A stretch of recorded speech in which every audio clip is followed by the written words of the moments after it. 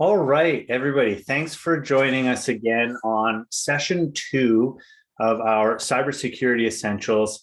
It used to say for business leaders, but we changed it to business users because I do believe the content that we're going through here today is relevant for everybody who is, depending on technology to go through their day-to-day work life. We already talked a little bit. We are recording this session, so it'll be available to you later on as well.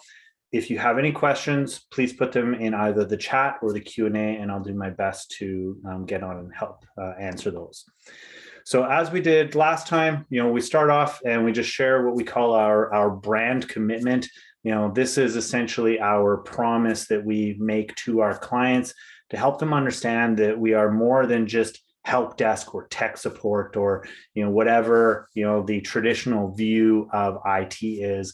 But we truly believe that the reason that you invest in technology is because you want to use it as a tool to help you achieve your business goals, to overcome business challenges, and that ultimately every organization that we work with has different objectives and different challenges, so the technology strategy needs to be different as well. All of that aside, the reason we're here today is to talk about cybersecurity. And in our last session, we talked very briefly at the end about NIST, the NIST cybersecurity framework. We can see across here, the important parts of it are this idea of breaking up the risks that technology introduces into our businesses into activities that we can undertake to reduce the exposure and the impact should something occur. So the reason that this is important is because today we're going to be talking about these categories. So these 5, so identify, protect, detect, respond, and recover.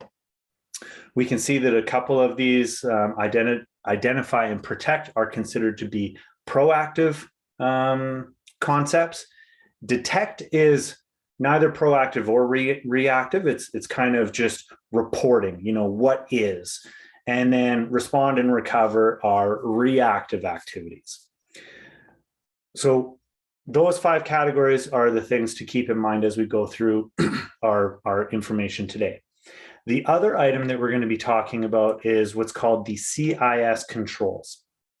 Now, the CIS controls have been designed through collaboration of a number of IT organizations around the world, and really the concept with this is to I regret saying the word simplify, because as you'll see, it's not simple necessarily, but the intent is to simplify the concepts around cybersecurity so that organizations of all sizes and capability are able to implement these systems to lower their risk in the ongoing battle against cybercrime. We were having a conversation earlier today about one of the things we really like about the CIS controls is that there are only 18 of them. There are 153 safeguards, and to help categorize it, they've taken those and broken them down into 3 different implementation groups. Each implementation group builds on the other ones. So implementation group 1 is what they consider basic cyber hygiene. Implementation group 2 includes all of the items in implementation group 1 plus those in implementation group 2. This is typically when an organization gets to be a little bit more cyber mature. And then implementation group 3 is the full meal deal. Typically businesses that are in implementation group 3, they are very well funded, large organizations with teams of people focused exclusively on cybersecurity and data management and compliance and all of those types of things. So as we go through the CIS controls today, you'll see us talking about implementation groups. You'll see us talking about NIST categories as well. And yeah, yeah, we'll see how that plays out. So literally today, what we're going to do, we're going to start talking about these 18 CIS controls. And the very first one is an inventory and control of enterprise assets. So when we look at this slide, you'll notice that there is a total of 5 safeguards. 2 of them are in implementation group 1. If you were to implement at implementation group level 2, you would have 4, because there's 2 in group 1, there's 2 in group 2, and in implementation group 3, you would have all 5 of them. We start on each of these, talking about why it's important. You'll see the little slide pop up at the bottom there. This concept that nearly 66% of IT managers have an incomplete record of their IT assets. I can attest that this is, maybe it sounds very simple to people that are on the call, that you should know what technology you have. The reality of it is that in today's world, in my office, I have a Microsoft Surface, I have a scanner, I have a smartphone, I might have a tablet, I might, I've got my firewalls, I've got my wireless access points. And the desire of businesses to make it easy for people to connect and move around and work on multiple devices means that, this fact of many IT managers not having a complete list of their IT assets is 100% true. And so if we don't know about it, we can't secure it, we can't support it, we can't patch it. And so this is a really important one in terms of, as you're developing your cybersecurity, mindset, realizing that everything that's on your network is a point of contact with the outside world. We've seen articles about attacks that have occurred against smart thermometers or thermostats. There have been network-wide or internet-wide outages that have occurred because businesses have not, properly secured their IP camera systems. And so there's a lot of text here. I recognize that. We can see on the right-hand side here that there are 5 safeguards in this particular group. And as we see, 2 of them are in group 1, which are establishing and maintaining detailed enterprise asset inventories. And number 2 is addressing unauthorized assets.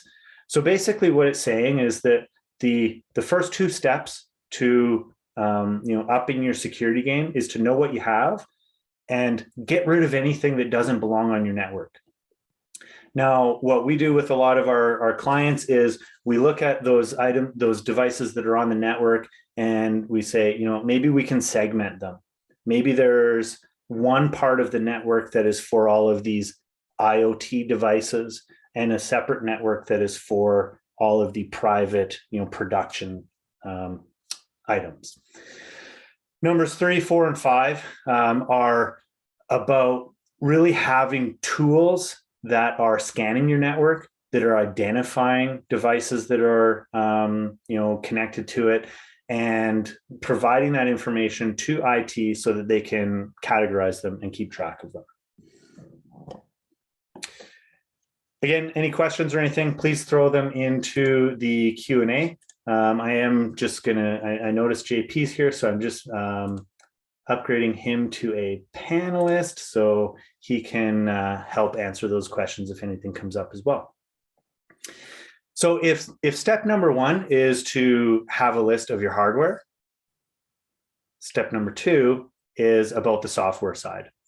Now, again, we talk about the complexity and the challenge of this, and you think that on one computer, we know that our staff need to use Microsoft Office and maybe QuickBooks and Adobe and those other applications.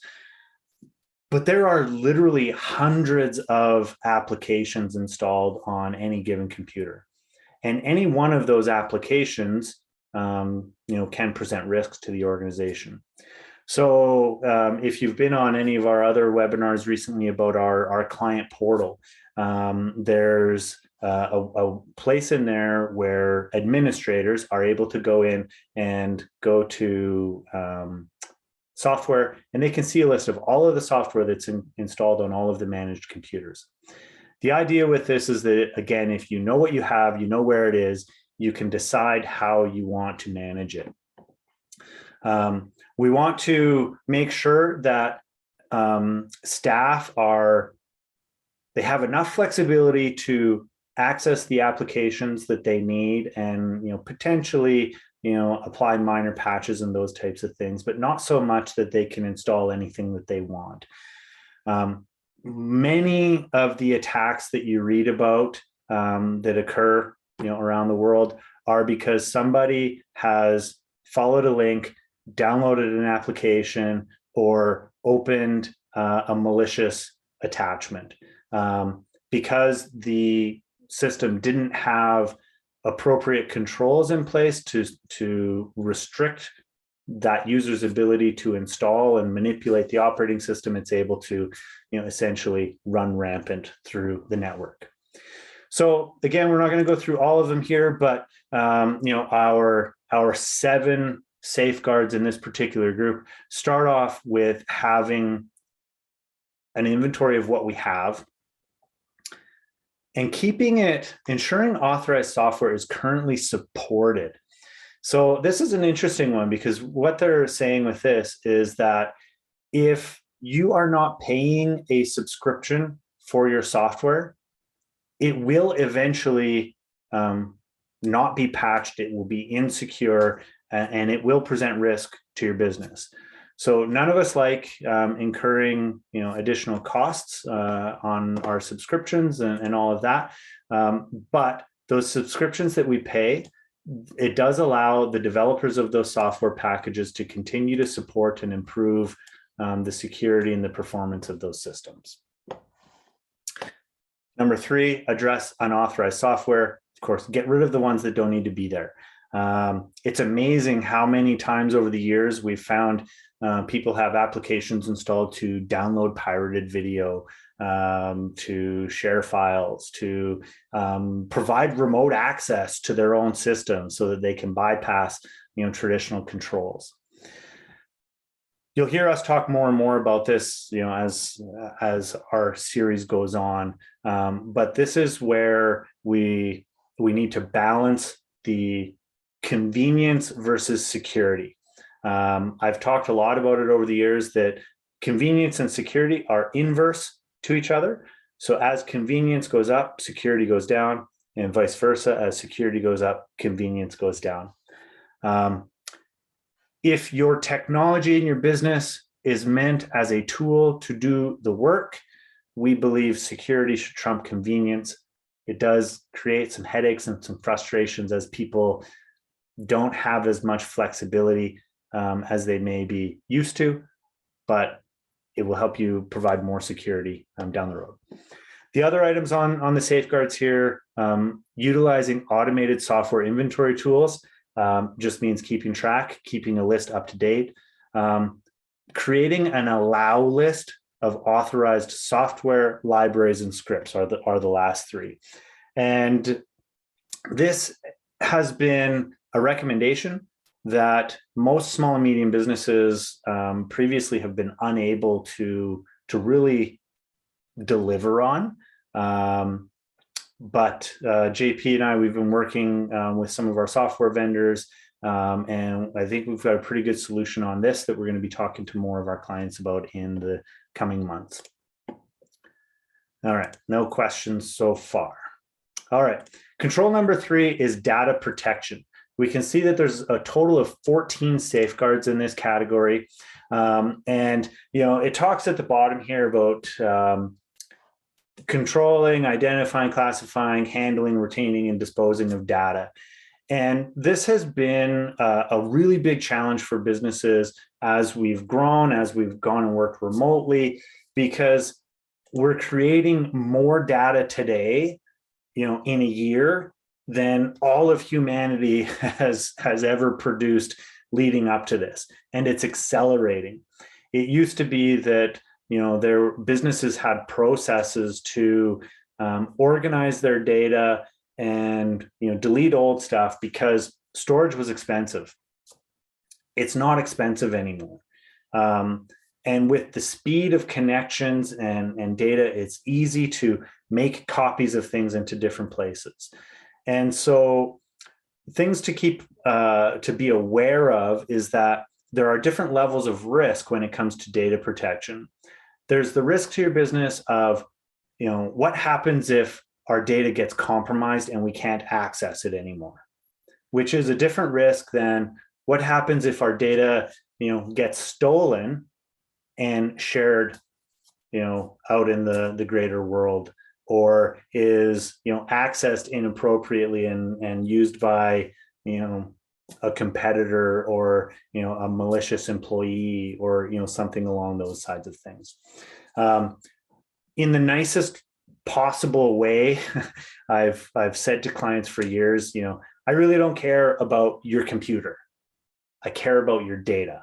I want to make sure that it's safe. And so in this one, we can see we've got a great big list of policies and procedures and items that we can do. You'll notice, if you can read these, that a lot of the initial ones are about your internal processes. So establishing and maintaining a data management process.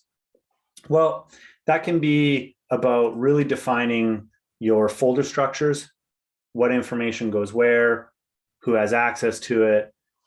Establishing and maintaining a data inventory is a regular process of ensuring that the right things are in the right place. Configuring data access control lists. So this is really about users and permissions and those types of things. Then we start getting into some of the technology items. So enforcing data retention. So how long are you keeping information? Where is it stored? How do you verify that? Securely disposing of your data. So this one here, every time we recycle a computer on behalf of a client, it goes into a bin essentially in our office that is collected by a licensed Alberta electronics recycling company. Everything is smashed, destroyed, taken down to raw materials. However, there are a number of organizations, out and about who will cold call and say, "Hey, we are a computer recycler." Well, that's a different thing. They're not disposing of it. They're now taking that computer, erasing what's on it, and reinstalling. The reason that this is on here is that even after a computer has had a hard drive formatted, the information that was on it can still be accessed using, easily access tools on the internet. And then 3.6 here. This is again one of those items, encrypting data on end user devices, that I would say historically small and medium businesses have not had access and capability to do on a regular basis. However, some of the new technologies through Microsoft Intune, which is part of the Microsoft 365, is giving us better solutions that we can do this. And more so, the concern is typically on devices that are outside of the business's office. But encrypting the data essentially means that if someone were to disassemble your computer and plug the hard drive into something else, can they actually read and access that information? And the idea is you want to make sure that they can't. When we get down into number 7 and on, again, there are a number of items in here that are technology-based, a number that are policy and procedure-based. Anybody have any questions about these ones? I'm not going to go through all of them because they're a little bit more in depth. Okay. Number 4, a secure configuration of enterprise assets and software. We'll see we have 12 safeguards in this category. And this is essentially about making sure that when we install new technology in our business, that it is fully vetted and reviewed and configured and set up to a certain set of standards. The examples that we have on this that are most relevant is that every time we provide a computer or a client acquires a new computer, if you take it out of the box and turn it on, you will notice that right from the factory, it has a whole bunch of software on there that is not useful to you, but has been installed through some kind of licensing agreement that the manufacturer has. It may have default usernames and passwords on that device that need to be changed. It may not have all of the security patches. It may have configuration items that need to be adapted and addressed to meet your specific standard. Now, I try not to overuse the word standards when we're talking about this, but it's really become a big part of how we are adapting to all of these safeguards across our clients. Again, going back to our client portal, we talked about these assessments. The assessments that we do for our clients are based on NIST, they're based on CIS. And when our technicians are reviewing our clients' networks, they're looking and saying, have all default passwords been changed on network connected devices? Yes or no? And going through all of those things. I mentioned earlier that there was a big attack a couple years ago that literally took out the internet on the whole Eastern Seaboard for a day, and it was initiated by taking over people's IP cameras that the default passwords had not been changed on. So again, we see our 12 controls here, establishing and maintaining a secure configuration process. So this is actually something that we do on behalf of our clients. Every computer that goes into our clients' networks, we go through 2 phases of setup and configuration. If you're ever curious about why does it take so long to set up a computer, this is a big part of it. It then goes into talk about maintaining a secure configuration process for network infrastructure. So network infrastructure is your firewall, your switches, your wireless access points, all of those devices that are connecting your computers together. 10 years ago, those were essentially dumb devices that we just plugged cords into and they lit up or they didn't. Well, now they are miniature servers. They are miniature computers that have software and require patches and all of those types of things. So again, it's a lot more complex today than it used to be.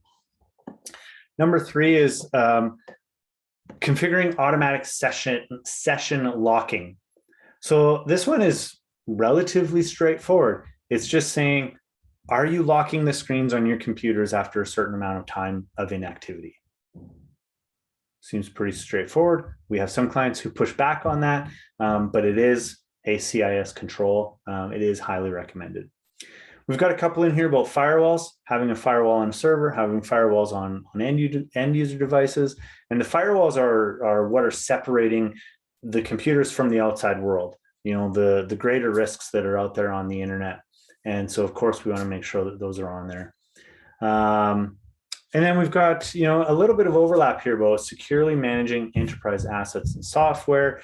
Again, this is talking about making sure that, as an example, your QuickBooks data is only accessible to certain users, that those users have a certain level of permission applied to them. If you have a bigger, enterprise system, that you have different user groups, all of those types of things. Number 7, managing default accounts. Make sure that default usernames and passwords are changed, that they are unique passwords, that they are stored in a secure place. What do we got here? 8, uninstalling, disabling unnecessary services. And then, from here, I think they get a little bit more, technically focused around, enforcing certain network configurations and those types of things. Whew. Okay, JP, it is already 3:25. We could probably do one more if we had time, but does anybody have any questions? I know it's a lot of real techie kind of abstract stuff that we're talking about here. Any feedback about if this information is interesting to you, if there's anything you want me to talk, in more detail about as well. And we can unmute you if you'd prefer to talk rather than type.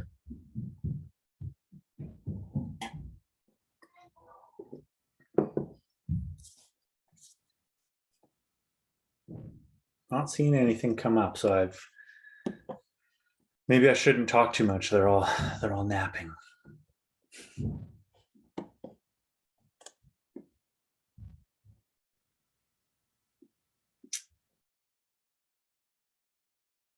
Yes, Debbie. So Debbie's question is, I assume you'll be assessing our businesses individually.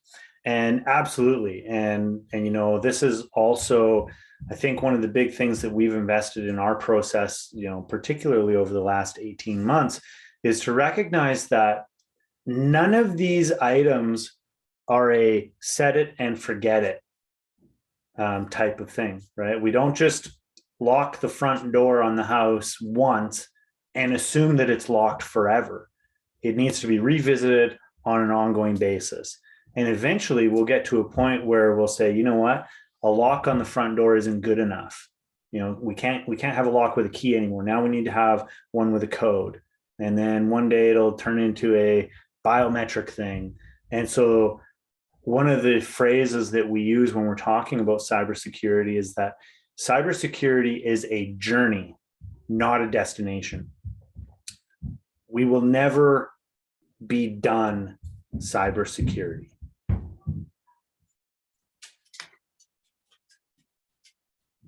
Anyone else have any questions?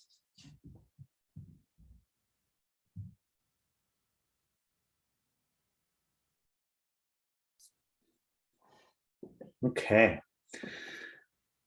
I would appreciate feedback if you thought this was useful and valuable. We made it through 4 of the, there's 14 more.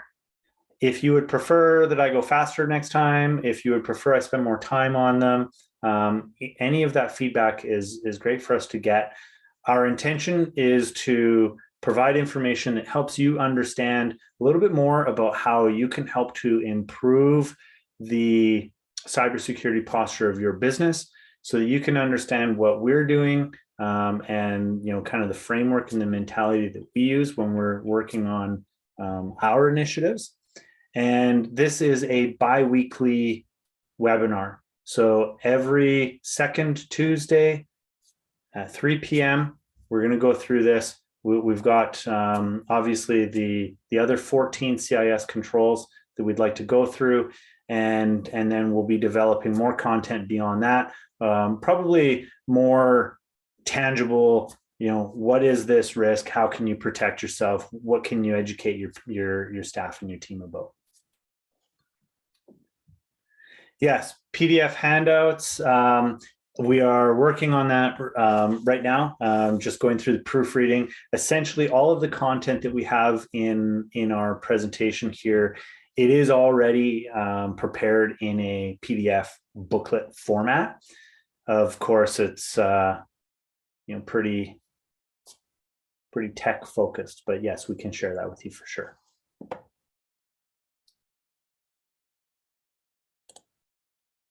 All right, I am going to stop the recording.